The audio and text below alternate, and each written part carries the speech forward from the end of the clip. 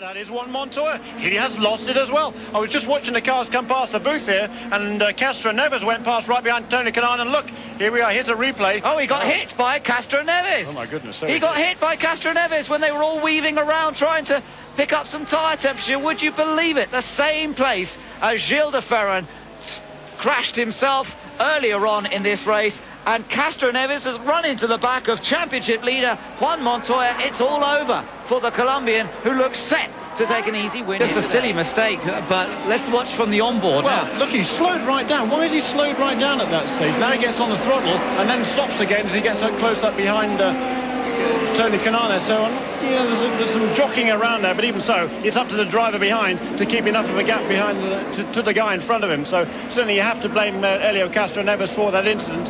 It's the guy behind who is guilty in the terms of a nose-to-tail accident, in my book at least. And poor Juan Montoya, that is absolute disaster for him. And of course, with Franchitti, if he wins the race, then in actual fact, Franchitti will move into the lead of the championship then.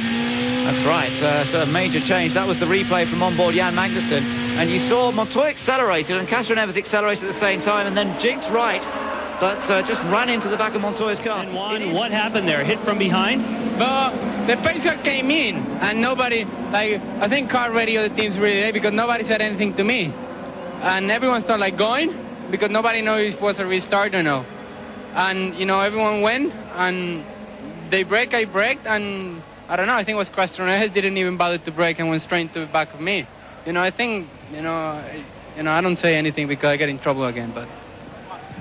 Well, now that's interesting. That is interesting. The pace car did come in, as we were saying, because there was a problem that it might have been leaking fluid.